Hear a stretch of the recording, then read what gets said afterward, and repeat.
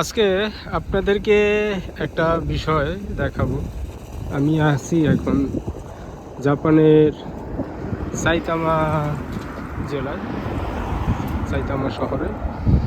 দেখেন এই যে দুই দিকের একটা ফুটপাত এবং সাইকেলের রাস্তা,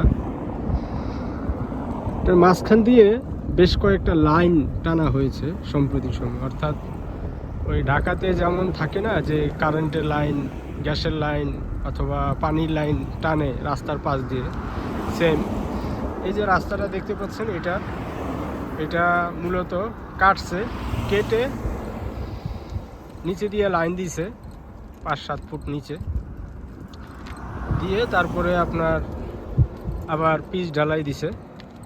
মোটামুটি এখানের উন্নয়ন কাজের সিস্টেম হইল, ভিডিওটা দেওয়ার যে কারণ, আমাদের দেশে তো একটা রাস্তা কাটলে 1 মাস, 1.5 মাস, 2 মাস বন্ধ থাকে, ধুলো বালি রাস্তাতে পড়ে, মানুষ হাঁটতে পারে না, চলাচল করতে পারে না, বাচ্চারা গর্তে পড়ে মারা যায়, এরকম ইতিহাসও আছে। কিন্তু এইখানের চিত্রটা দেখেন, এই যে পুরো অনেক দূর থেকে রাস্তা এবং গ্যাসের সংযোগ দেওয়া হয়েছে।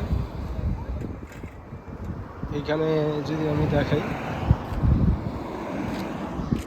এই হলো পয়েন্ট, এইখানে আবার আছে পয়েন্ট। তো একটা নির্দিষ্ট পরিমাণ জায়গা কাটা হয়েছে এবং নির্দিষ্ট পরিমাণ অংশই, এই যে আপনার এখানে হলো একটা ম্যানহোল, এইখানে আছে আরেকটা ম্যানহোল। এই হলো আমাদের চিত্র, যতটুকু কাটবে ঠিক ততটুকু মেশিন দিয়ে কাটা হয়েছে। সংযোগ দেওয়ার পর আবার তাৎক্ষণিকভাবে পিচ ঢালাই করা হয়েছে। অর্থাৎ পাশে দেখেন একটু ধুলোও নাই, বালুও নাই, মাটিও নাই, কোনো গর্ত খোঁড়াখুড়ি নাই, কোনো বাধাও নেই, এই পর্যন্ত কাটা হয়েছে। এরপরে আবার বাকি অংশ কাটা হবে। এই হলো আমাদের চিত্র। এই যে হাইওয়ে রাস্তার পাশে, অর্থাৎ এখানে যে লাইনটা টানা হয়েছে, হয়তো অদূর ভবিষ্যতে এই জায়গাগুলোতে বাড়ির অনুমতি দেওয়া হবে, তার জন্য এই কাজটা করা হয়েছে। আমি যে জিনিসটা বোঝানোর জন্য মূলত ভিডিওটা করা, সেটা হলো আমাদের দেশের কাজের পরিকল্পনা আর তাদের কাজের পরিকল্পনা, এই হচ্ছে তফাৎ।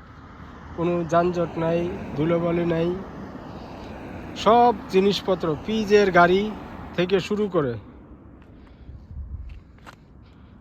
সব কিছু আনার পর তারপরে তারা কাজ শুরু করে এবং নির্দিষ্ট সময়ের মধ্যে কাজ শেষ।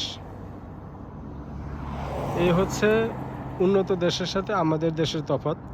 আর আমাদের দেশে হলে যেটা হয়তো বারবার টেন্ডার, বারবার খোঁড়াখুড়ি, বারবার এই কাজ সেই কাজ করে সরকারের টাকা নষ্ট, জনগণের টাকা নষ্ট।